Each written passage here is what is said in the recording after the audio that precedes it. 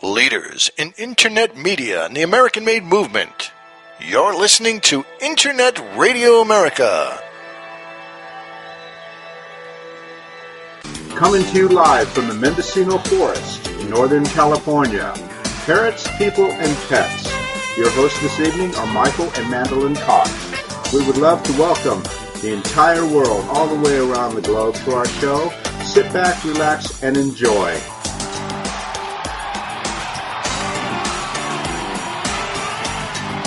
We got it going on tonight, fellow peepers.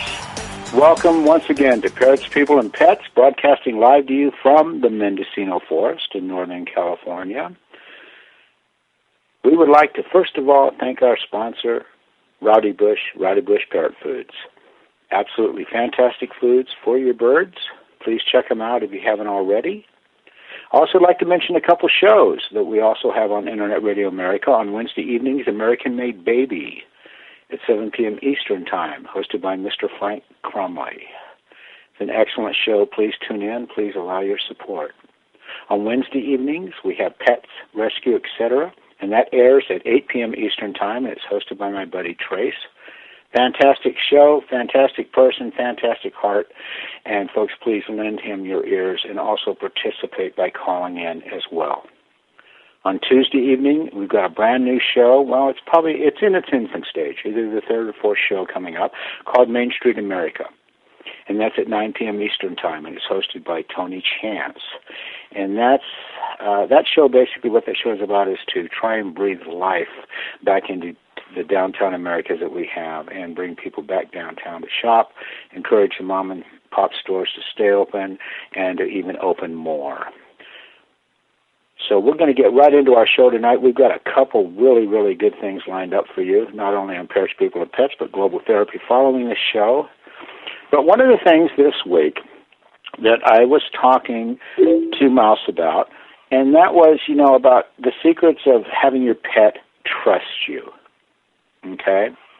Those of you that have, your parrots, your dogs, your cats, your fish, your scaly guys that scurry upon the ground, every once in a while, you might walk up to them and they might want to just, they want to bite you, or they're not really, really happy with you for some reason. And most of the time what we do is we make an effort within ourselves of thinking, it's the problem with the pet. And guess what? It's not. It's usually with us. And they see that because they see your heart. They see your heart. They feel your heart. They know if you're having a bad day. They know if you're in trouble. They know if you just woke up on the wrong side of the bed and really you shouldn't have gotten out of bed at all. But they see us. They see with crystal eyes. I've thought of this over the years, and the only thing I've ever come up with that is sound and works every time is it's for those to have an absolute connection with one's heart. Please walk with me on this a minute, okay? In other words, the more intimate you are with your heart, the more successful you're going to be regarding the communication with your pet. Many times I've spoken with people worldwide, folks, okay, about how they can translate trust and love to an animal. I'm fortunate, all right, and that I, as a child, understood then, as I do now, that what you feel inside about yourself, your life, your dreams, your goals, and how the person you're living with treats you, if you're one of those folks that live alone, then it's about how you treat and care for yourself. Especially parrots, to begin with, okay, are some of the most intuitive and self-aware living beings that came already equipped with first how to manage in their own environments in the wild. Genetically, spiritually, it's all entwined, people. To have another life form in your home, okay, that in many instances knows trust and also knows fear. But the best of all, is they know how to manage both sides of this arena. they've already got it. They already know how to do this. And there's so much that we can learn from these guys. It's not about just trying to survive a day. It's about enjoying a day. Yeah, it's that simple. Enjoying a day, enjoying another moment in this universal playground that we're all allowed the gift of being able to take and play in. If you're content, all right, and you're good with yourself, the other life forms in your house feel protected and loved. They're going to respond accordingly. If you're a person in turmoil, in any sense of the word, okay, your pets are going to let you know it in a heartbeat. You know, at times it may not be that pleasant for you on the receiving end, i.e. a nasty bite, a hiss, an animal runs from you, stuff like this, you know. But if you've made the commitment to care for another living animal, i.e. another living being, then it is your responsibility to make the best life for this precious spirit imaginable. Because you can damn well bet that if the mirror was flipped and you were on the other side, they'd probably do much more for us than we could ever imagine doing for them. Because they already know the secret, the delicious secret of just simply enjoying another day, being able to find someone or something to trust in that's not going to hurt you, that's not going to say bad things to you, that if you're going through hormone season or you're going through whatever, you've got a bad moment or a bad day, they're not going to take and turn on you like people do to one another so frequently. You know, I found that our pets, which in many ways, I deplore that term, okay, I really do. I mean, I actually think it's degradable to a life form that shares your home, your heart, and relies on you. These precious spirits are a part of you as well as a part of your family. We all need to remember these things. And by doing this, these guys are going to pick up on this. The bond that you think that you have now with your pets, guess what? You can actually push the envelope on this concept and make it even more deliciously, unimaginably beautiful. Be nice to yourself, your pets will be nice to you, plain and simple. The sense of being one with any of your family members, be it if they're cloaked in feathered, furry, or scaly life suits, okay, is to remember this. All living things, all of them, deserve to be treated with dignity and respect. The laws of the universe dictate this, okay? Even if at times our ears are closed to such events. You know what I'm saying. My success, for instance, in working with abused birds is simple. I allow them to capture my heart first. I don't try to go after them. I let them come after me. I'm a clear window to them of hope and love and protection. So once again, I say to you, I allow them to capture my heart first. After that has happened, they have the uncanny ability to look inside of it, okay, and see and notice, as well as bring out things within myself I never would have realized without their help. It's not just about having a companion to feed and take out of its apartment. I like to call them apartments instead of cages, okay? It's not just like having that type of relationship. The relationship I'm speaking of is, in many instances, with my birds, for instance, they've been a magic mirror to my soul, like a screaming jet man flies straight through my heart and take me right back to where I started and where I'm going to end up. And that is basically to feel that I truly lived in this lifetime and not just simply existed. I've learned to live with the animal kingdom, you guys, as a friend, not as a foe. Why? Because this is what I thought, that keeps all our hearts beating. our true wishes, our desires, our concepts, our beliefs, our joy. It's about simply enjoying the delicious aspect of being alive. And those of you that do have companions, as I said earlier, whether they're trapped in feathered clothing or fur or scales, or these guys are direct acknowledgments to your spirit and to your soul that you mean something, that you have something, even at times when you think that you don't, when you've dismissed your dreams, when you've dismissed your ideas and beliefs. These guys are constantly around you to remind you that, man, you are an awesome human being. Because number one, you brought me in. You love me. You feed me like all families should do with their children, okay? Once again, no matter what they're cloaked in, feathers, fur, scales. All the things that fill our oceans and fill our forests and fill our skies. We are their guests. And like I said earlier, I learned that a long, long time ago as a child. We are their guests here. It's not the other way around. Most of all these beautiful, beautiful creatures that we have on our planet here were here long before we were. And everybody's got an ego. Everybody thinks I've got self-worth and I can do this and I can do this, etc. But you know what bottom line is? I think we are the ones here that are truly the biggest and most unexhaustible questers of being able to take and learn who we are and what we're about. And we have all these beautiful magical windows and enlightening tones that are all around us in the animal kingdom, that if we just simply allow them to reach us, which in turn allows us to reach ourselves even more. I don't hunt.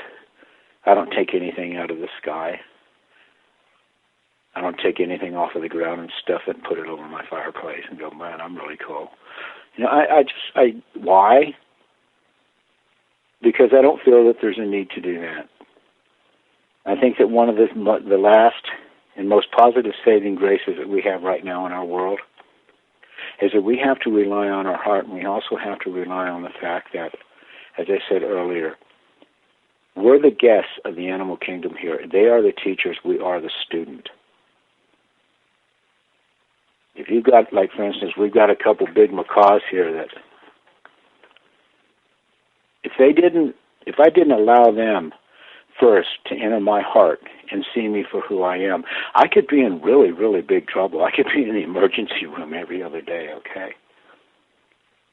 They've taught me to be patient with myself, too.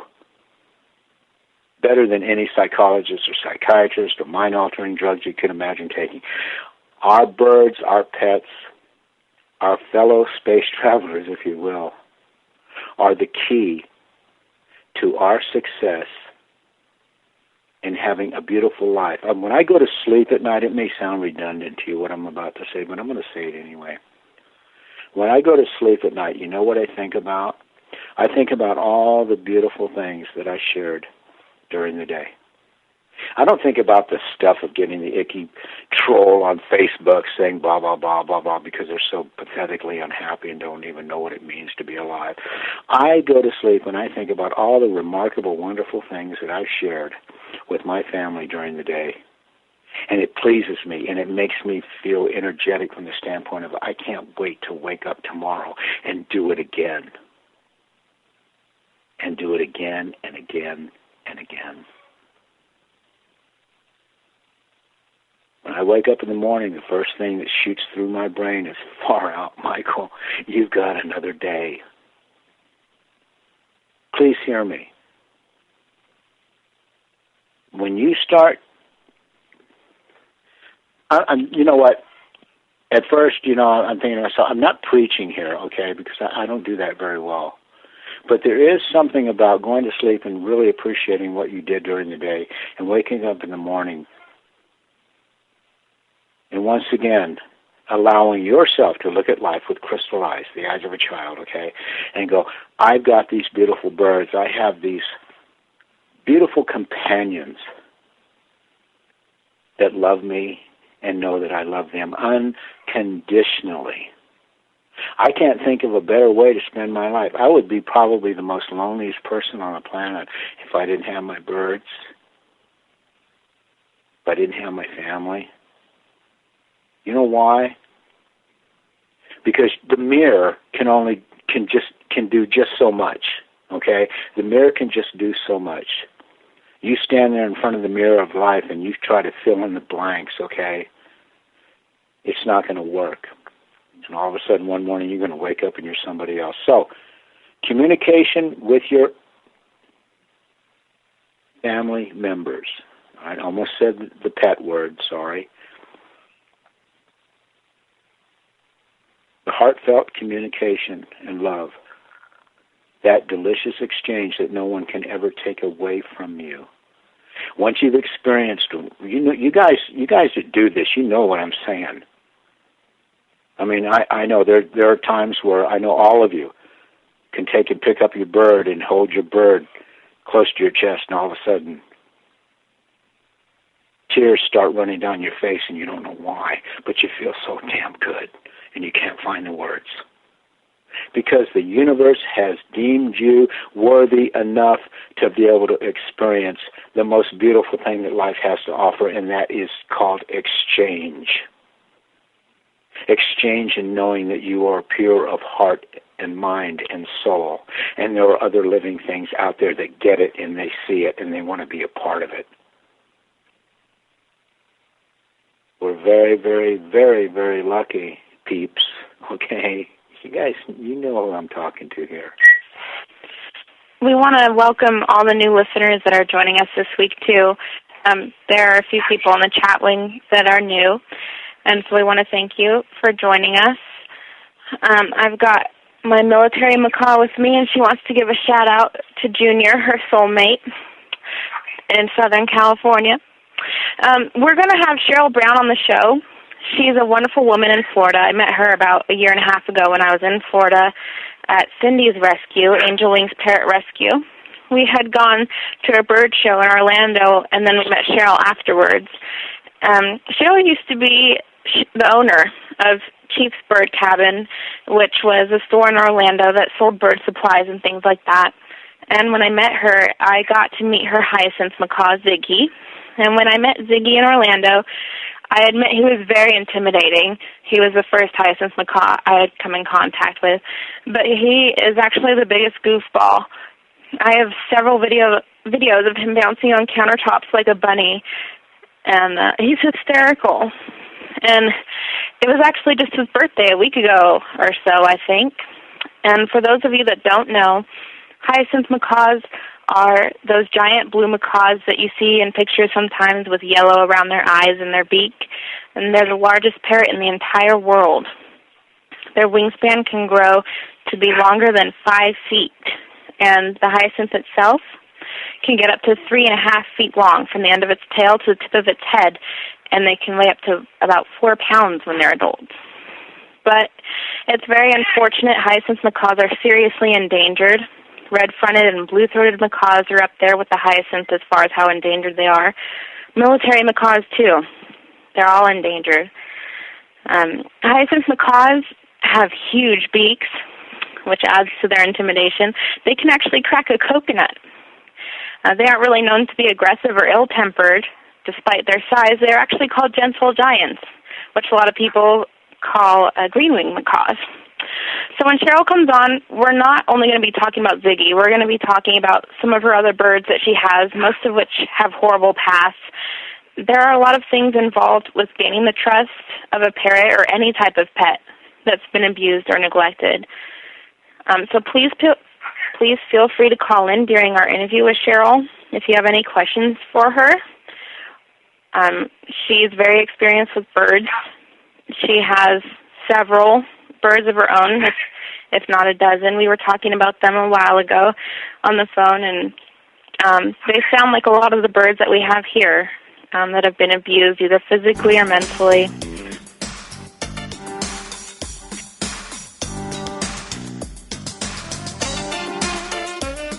We'll be right back.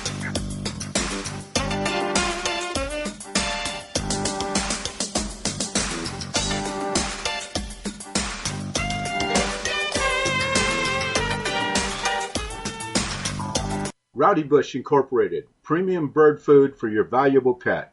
Formulated by renowned avian nutritionist Tom Rowdy Bush.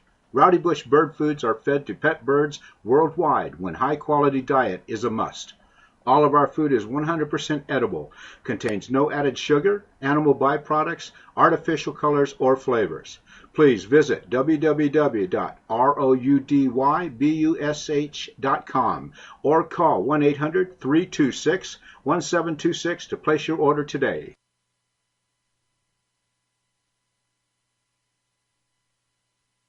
Does this look familiar? Bending, stretching, standing on one leg, trying to wash your feet. There has to be an easier way. Introducing the Footmate system, the podiatrist recommended safe and easy way to refresh, restore, and renew your feet every day. With gentle inner bristles that clean and massage your soles, and stiffer outer bristles to smooth rough skin, the Footmate system not only gets your feet clean, it also keeps them healthy. The secret to the Footmate system is the rejuvenating gel, a natural antiseptic blend of oils and conditioners that smooths rough skin, helps eliminate cracked heels, and leaves your skin feeling silky smooth. Perfect for the shower or tub. The Footmate stays securely in place.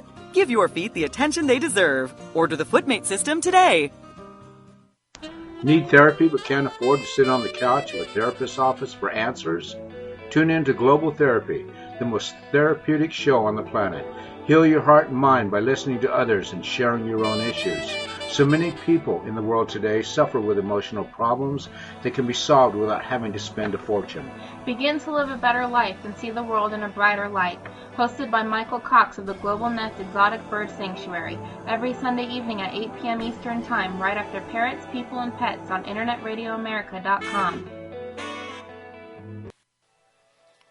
Leaders in Internet media and the American-made movement. You're listening to Internet Radio America.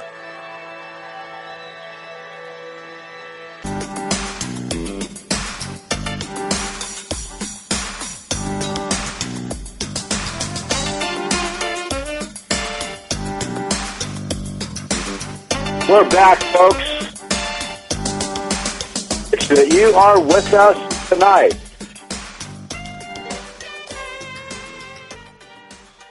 We've got a fantastic guest coming up here shortly. You guys definitely want to take and be a part of this. And also, please, once again, feel free to call in. 617-381-4700.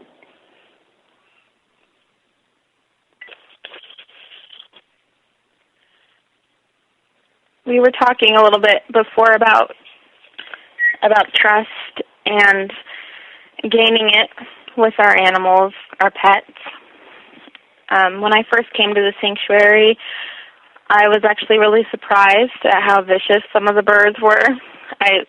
Michael told me they would be, but I was still pretty amazed because I hadn't really worked with birds that had been abused before this badly anyways. Some took to me right away.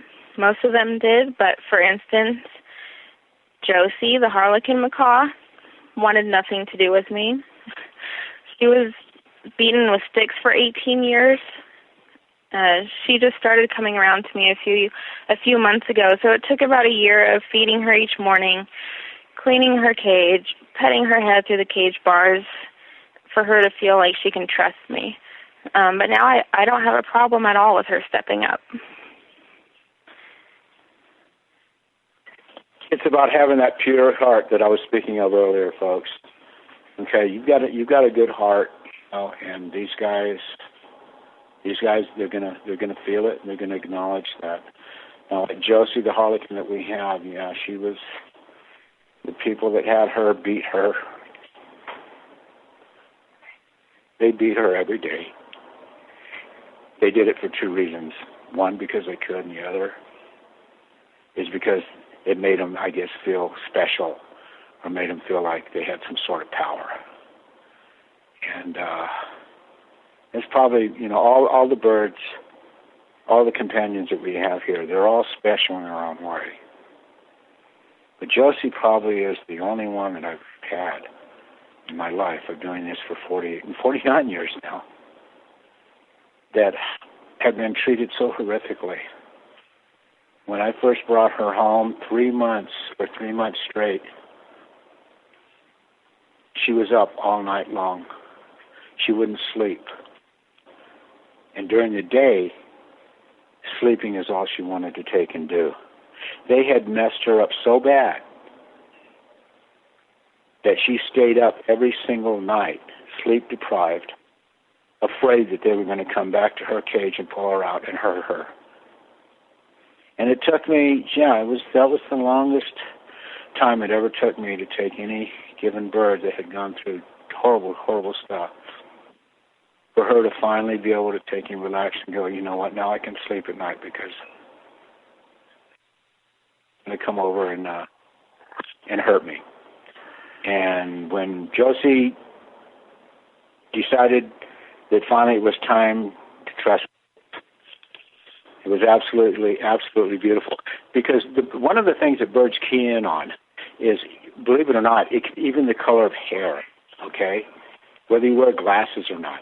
And it just happens that the lady that had Josie and her husband, but the lady had very, very dark hair and brown eyes, just like Mouse did. And so Josie keyed in on that, and she's going like, oh my goodness, an identity thing here, I'm going to be hurt again.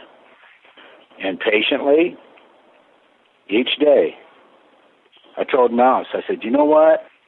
I said, you need to feed her, you need to change her water, not because I was lazy, not because I didn't want to do it anymore, but for you to just do this daily, so that every time you approach her and you're giving her treats, you're giving her water, you're standing there saying loving things to her, that eventually she's going to get it that you're not the same person that used to beat her senseless. So a lot of these birds, sometimes, you guys, it takes a minute. And sometimes when one of these birds, Trace knows what I'm talking about. It has Pets Rescue, etc. on Wednesday evenings. You bring a bird in, and sometimes, your only option here is to leave it alone because of what it's gone through. But you just constantly, in your own gentle way, those delicious little reminders each day, when you approach the bird and you offer the bird something, and you smile with your heart, eventually one day you open up the door and it jumps out on you, and it snuggles with you as opposed to wanting to take you out. Am I close, Mouse? Yeah, it took a long time. I never really tried to force her out of her cage. I kind of just opened the door, and if she didn't want to come out, then she didn't want to come out. Eventually she did start to come out, and then she would step up on me when she was out of her cage. Even to this day, I don't try and get her out of her cage. I open the door, let her come out, and then I have her step up on me and bring her somewhere. And whenever I bring her out, as soon as she steps up on me, I try and give her a treat so that she can relate reward with coming out and stepping up. She knows I'm not going to hurt her, but sometimes she can be timid, and she's a piggy, so if I offer her food, it's pretty much every bird is obsessed with treats, so that's a great way to reward them when they do something that you want them to. I'm obsessed with treats too, man. You give me a treat, you tell me to jump, and I'll say, hey, how high?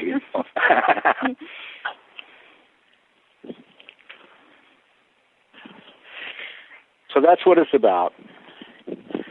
Like I was speaking of earlier, the beautiful, delicious trust factor. Beautiful, beautiful trust factor. Like I was saying earlier, you guys, I'm fortunate because in one way that birds that I have here, they're here for me for life. Hello? Hi, is this Cheryl? Yes, hi. Hi, thank you for joining us. Welcome, Cheryl. Welcome. Hi. And folks, thank you for taking the time to listen to what we were speaking of regarding Josie and building that trust factor, because there's nothing more delicious and more awesome than finally being able to bring out a bird to someone else has cause to be so afraid to suddenly jump into your arms and love you. It doesn't get any better than that. Cheryl, welcome. I totally agree. Cheryl, we want to wish Ziggy a happy birthday. Thank you. Yeah, he's How 5 old years is he old now. Oh, he's 5. 5. Okay, he's just a baby. Yes. I can't wait until he grows up. So do you want to tell our listeners a little bit about yourself and Ziggy? Well, I've been in the avian world for about 17 years. And a few years ago, I owned a shop here in Orlando called Chief's Bird Cabin. And my husband has always wanted a hyacinth. And I had a good friend that is a breeder of hyacinths, so we went and talked to him. And we came home with a baby. And he has been with us ever since. He's a pistol. He's very active. And he's a good boy. Yeah, and for our listeners that have just joined us, we were talking about hyacinth macaws. For those of you that aren't aware, they are the largest parrot in the entire world. They can crack coconuts, but they are also known to be gentle giants, just like the green-winged macaws. So based on what you're saying, I would say that you would agree with that. Oh, very much so. A 2-year-old can pet him. And with the help of an adult, they can hold him. And he is that sweet. And when you have little kids holding him, you don't get worried at all? No, not at all. We made sure as a baby that he was raised around little children, that pulling his tail, pulling his feathers, touching him hard, anything. So this way, when we're invited to like libraries or schools, I have no worries, and they can come up and actually pet him. Wow, that's pretty amazing. Mhm. So would you say that Ziggy is high maintenance? Oh, very much so. Very much so. More so than your other parrots? Yes. They require a lot of attention, a lot of toys, a lot of macadamians. He is actually in a stainless steel cage, and his beak is so powerful that he pops the bars on the stainless steel cage. Okay, so there's no way that you could put a hyacinth macaw in a cage that's any kind of material lesser than stainless steel? Actually, no. I do have a friend that has a hyacinth in a non-stainless steel cage. It's just some of them do. Ziggy likes to show his power.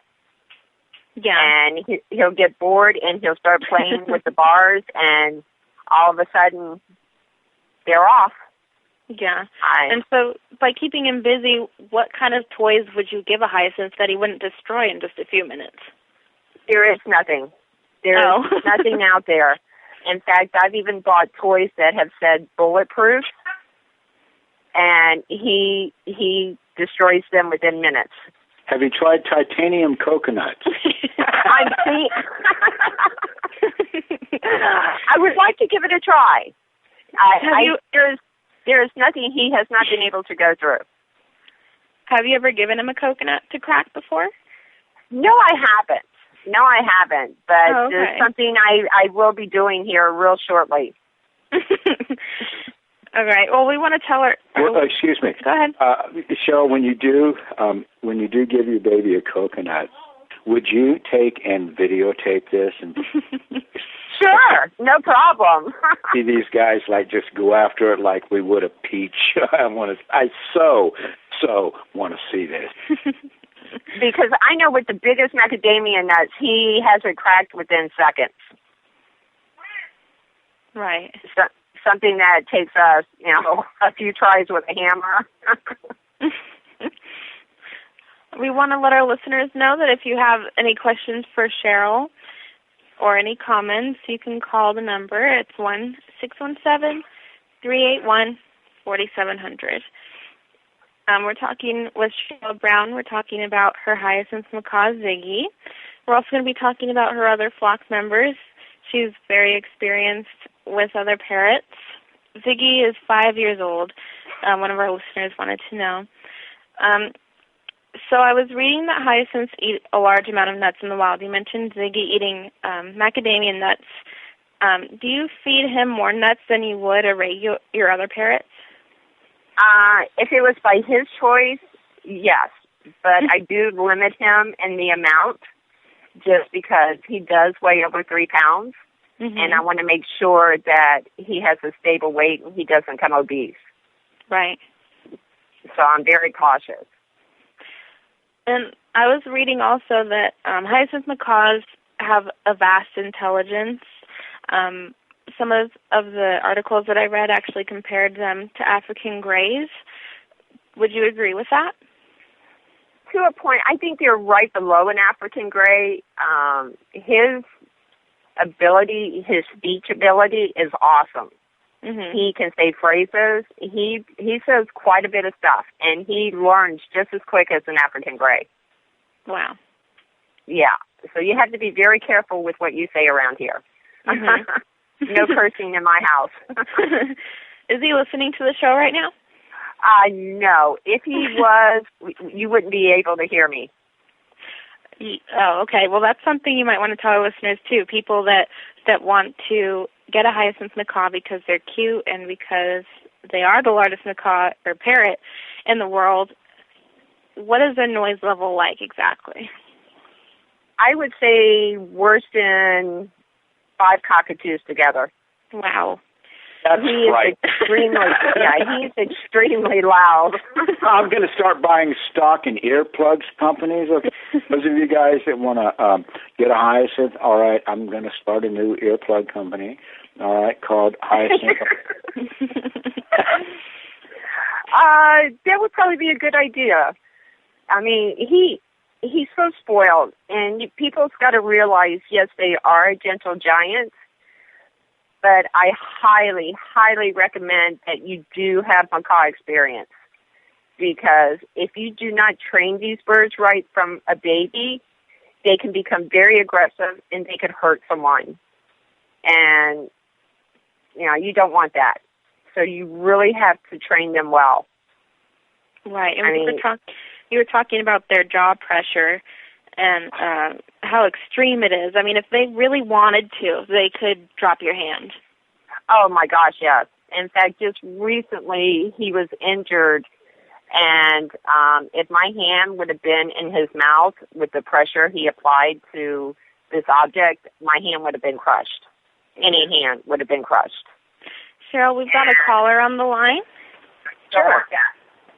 Hi, who are we speaking with? This is Jeff McLain. Oh, hey, Jeff. It's Uncle Jeff. Yes, it's Uncle Jeff. I had to call in about Ziggy. I couldn't resist. Welcome, Jeff. Hey, Michael, how are you? Hey, Jeff, can you turn your radio down in the background? We've got some background noise going on. I sure can. Is that better? Yes, much better. So tell us about Ziggy. Ziggy is an amazing little boy. He is full of personality. He has his favorite people in the world. He tends to prefer men over women. Does he? True. And his dad, Chris, Cheryl's husband, is the ultimate. I seem to fall second in line, and then Cheryl's daughter, Megan, falls third in the line, and Ziggy just loves to bully the hell out of Cheryl. Cheryl, are you buying this? Well, he's being honest. It's so true. Or does Jeff need to go home and let the dog out? I am on the bottom of the totem pole. If no one is around, he loves me. But, when no one else is around, Cheryl is awesome for him. But if Chris or I or Megan are around, Cheryl falls to the bottom of the totem pole, and I posted several videos of it, actually, where he will actually go after her and pinch her and roll upside down and just grab at her and thrash at her. I mean, it's just hysterical. It really is. She is his favorite target. Could it be that Ziggy actually sees Cheryl as like, what's the term I'm looking for? I'm like his human toy. A chew toy. a chew toy, but a chew toy that's just awesome, and I just can't get enough of it. Maybe, We're going to be right back, you guys. Jeff and Cheryl, please stay on the line. We're going to talk a little bit more about Ziggy.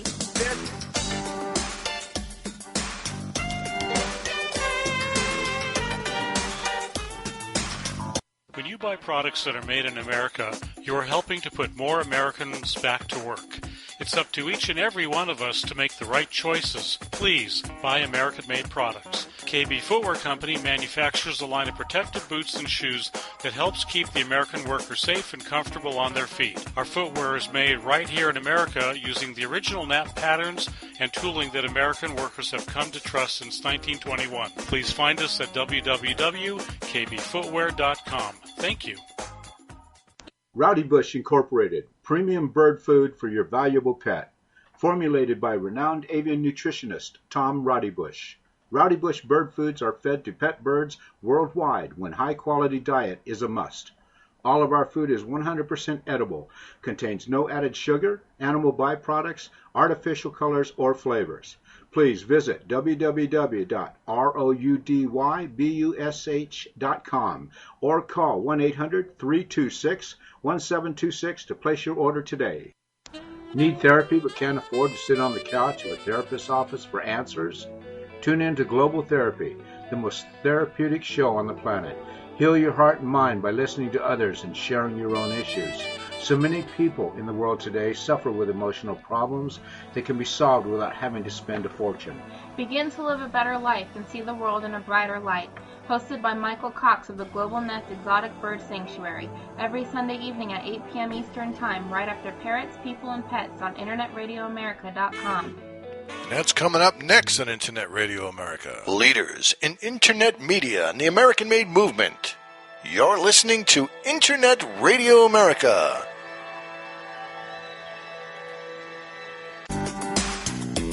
All right, let's get back. It's the conclusion. Take it away, Michael. Welcome back, space travelers, those of you that are cloaked in feathers, to another day on the planet, and welcome to Parrots, People, Pets. We have Cheryl Brown with us tonight. We also have Jeff McLain with us tonight, too. Jeff, give Goliath a big, super wet kiss for me, would you, please? I will certainly do that for you, Michael. He is an amazing little boy. Yeah, he's absolutely, absolutely beautiful, my friend. And thank you so much for being a part of our show tonight, my friend. Not a problem. I enjoy it. All right, Mandolin, what do you got to Cheryl here, huh? I'm sorry, I've got a military macaw screeching in the background. No, that was really Mandolin, but she's naming it on the macaw. Right. So, Cheryl, I was going to ask you, what kind of other birds do you have? The rest of my birds are normally, I've got macaws, I have a cape, I have a parrot, and an African gray. What kind of macaws do you have, Cheryl? I have 3 blue and golds, a ruby, a green wing, and a hyacinth. And does Ziggy get along with these guys? Oh, no. Oh, he doesn't? Ziggy doesn't play well with other flock. He's more of a human bird. Oh, really? Oh, hold the phone on that one. Okay, hold on. You're saying that Ziggy doesn't play well with others? That is correct. Is that because you've got him right where he wants you? He's too humanized. Do you think he is? No, I'm really curious. I mean, we've got several different types of macaw. We don't have a hyacinth, and they'll play but from a distance. No. But are hyacinths known for that? In other words, are they, being that they're the biggest, baddest guy in the neighborhood, okay, hey, I just drove up, I'm getting out of my rolls, man, and I'm a hyacinth, so just back off, no autographs. Is all of their temperaments pretty much the same, that they're pretty much in a class all their own and they really don't want to Do you understand what I'm trying to say? Yeah, yes, I do. I don't know. No, I don't believe so. Now, what is weird, when Ziggy is around another hyacinth, he gets along with them. But any other type of bird, no, not at all. And I think, like Jeff said, he's been humanized. And he prefers human over any other type of species of bird, no matter what. So I'm going to assume he gets... I think it's a jealousy issue. Mm-hmm. I think Ziggy is so humanized because from a baby he was always around people spoiling the hell out of him. And he just got to the point where, you know, if another bird came into the territory, I think he felt threatened by that, so he would get aggressive towards them. Right. Jeff, when you say humanized, now Cheryl, you mentioned to me that when Ziggy's around other hyacinths, that he seems to be comfortable, right? Correct. There isn't the big aggression and all of that. No. In fact, he gets excited. So maybe it may not. And Jeff, I love you, buddy, but I want to differ with you on one thing, and that is that maybe it's because the fact that maybe hyacinths, just them as themselves, okay, they're the biggest of the macaws. Mm-hmm. You know, they're the biggest. All right, they're the ones that command attention in the forest, if you will, of other birds and all. That maybe it's just about that these, like human beings, for instance, if we all of a sudden we're catapulted to another planet and we've got all these friggin' creatures you've ever seen in any sci-fi movie around you, all of it, and all of a sudden in the distance you see a human being standing there and you're going, hey, we're going to get along. Do you understand where I'm coming from? Basically, on this? Right. Does it make sense that maybe it's not about being humanized, it's about being comfortable with your own species, with your own direct genetic family member, maybe? That's a very good possibility. Yeah, but I agree. The only other bird that's put Ziggy in his place, so to speak, was my Harlequin macaw, Harley. Because Harley is boisterous enough that he's like right in your face. And Ziggy, I don't think, knew exactly how to deal with that, because Ziggy's done many sleepovers at my house on many different occasions.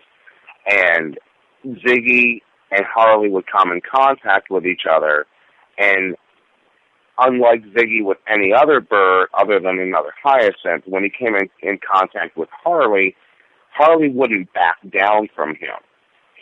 And I think that kind of threw Ziggy for a loop. He didn't know how to deal with that, because Ziggy was like right up in his face, like, hey, dude, what are you doing?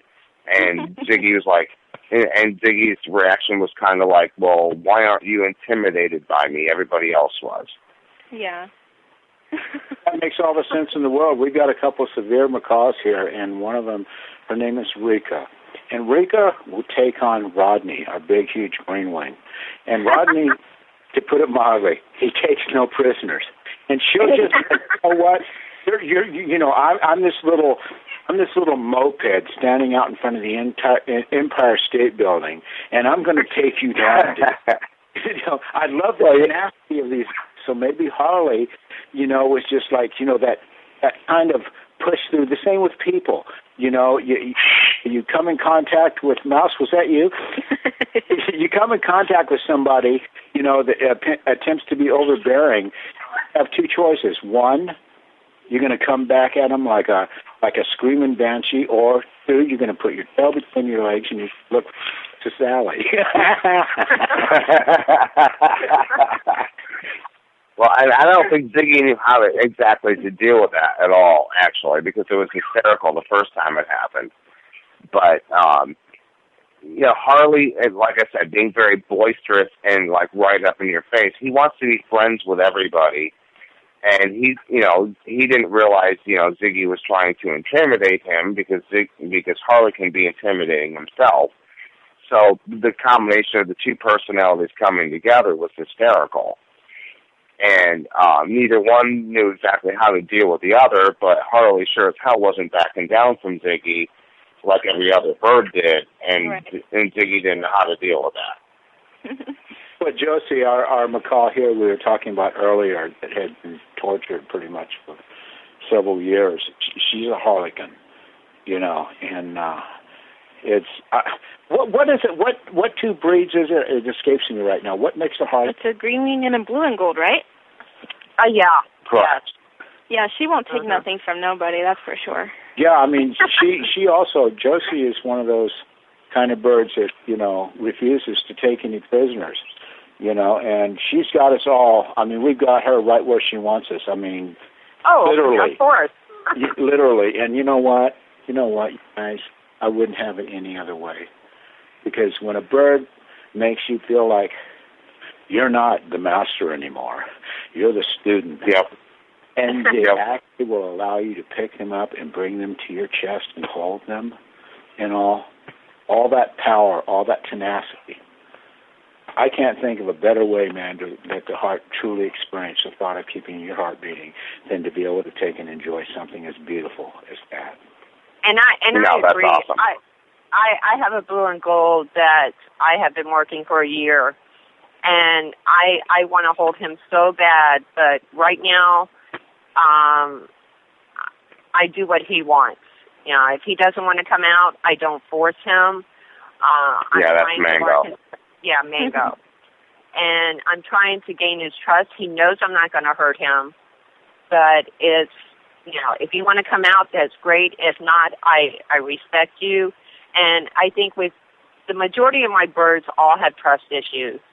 Right. And I think respect is one of the key things that a human has to play, because we have to regain their trust from the badness that they've been through.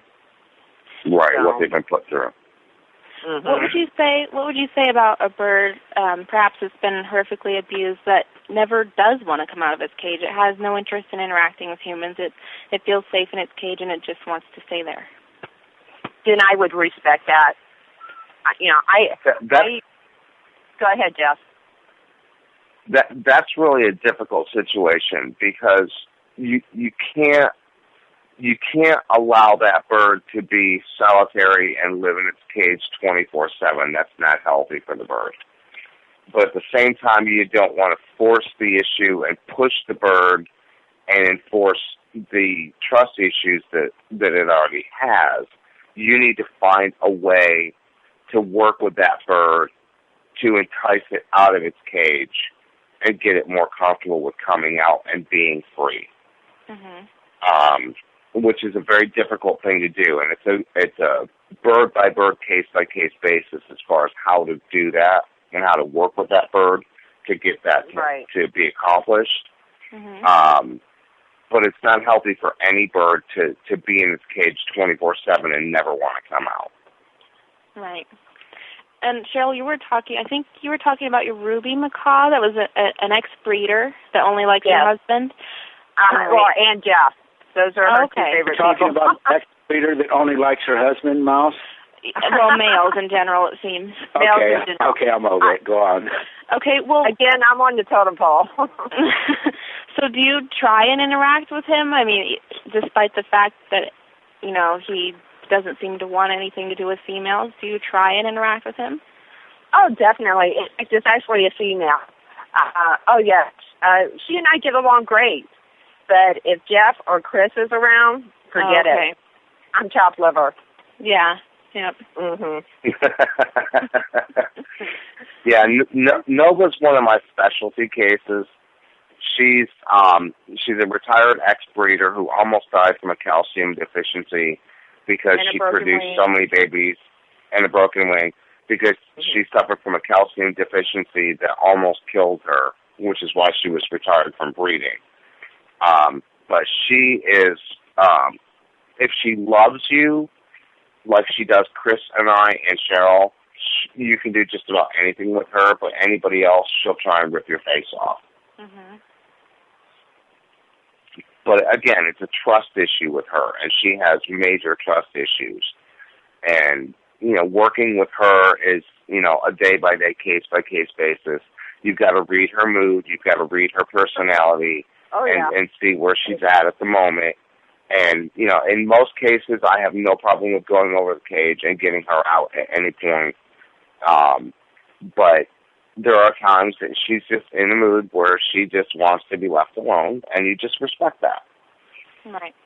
And so I know that it varies from case to case, and every bird is different, but what would you say are some of the basic tools that someone can use if they bring a bird home that maybe they're nippy or they're a bit aggressive? What would you say are some basic things that someone can do to try and gain the trust of that kind of bird? Number one, I think patience and kindness is two of the main factors that agreed. Somehow, some way you have to gain their trust. And then from that point, maybe sit down and read a book and let them listen to you. Show them that you are not there to hurt them, that you're there to love them. That's and then a maybe start fantastic getting idea, treats. the idea of reading a book, because you know what? By doing something like that, they get used to the tenure of your voice. Exactly. You're sitting there, you're chilling out, Something I want to, we've got We got about 4 minutes left, unless we can talk Frank into just letting this go into a 24-hour marathon. Something, Jeff, that you mentioned and other people have mentioned, and I'm I don't agree with it because of what I've done in the past 48 years with birds, but why is it that you feel that certain birds only like men or women? What is that about? Because all of the birds that we have here, I've really been trying to get a handle on that, because I've always felt that it's the heart that's in play here. That's what they read. It is. Immediately. So why is it that people say this? And I've heard it for years and years and years. Oh, this bird likes men, but it hates people. Do you really, really, really believe that's true? Because I think it's a euphemism. I've disproved that myself. I think it is true.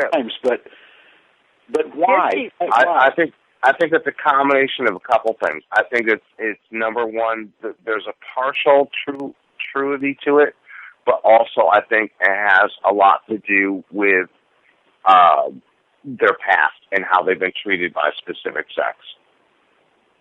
Okay, now what about Ziggy? Ziggy's never been mistreated, and he still prefers. He prefers. No, Ziggy's never been mistreated, and he does have a tendency to have a preference over men over women, but he's never aggressive towards women either. So, there's a difference between a bird that's aggressive towards one sex or another, which Ziggy doesn't fall into. But I have seen several birds that have fallen into that category, like my female eclectus, for that perfect example, has a tendency to be aggressive towards females. But I think it has to do, in her case, and with a lot of birds, as to their treatment by that sex in their history. So they're actually able, then birds, what you're saying, okay, let's cut to the chase here, and let's be finite, because that's what this show is about, all right? Let's find out about birds. That whether it's male or whether it's female, that obviously females emit, okay, a certain kind of energy that's different from male. Correct. Okay?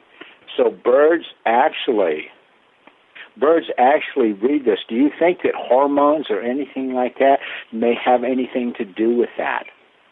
In other words... huge impact. Huge impact. It's a huge impact. Perfect example, my female eclectus, Bella, is okay with a lot of different females, but if there is a female that is going through her cycle at the time, so to speak, Bella is very aggressive towards her. Oh, that's interesting. Is Bella female? Yeah. Bella's a female eclectus. Yeah, okay, I wasn't sure. It's Italian, Bella means beautiful, right? Right, right, exactly. Okay. But no, she tends to be more aggressive towards females that are in their cycle. She picks up on that immediately. And of course, any bird will pick up on fear and trepidation or, hesitation. But, as far as females are concerned, if a female's in their cycle, she picks up on that very, very quickly, and she's very aggressive towards them.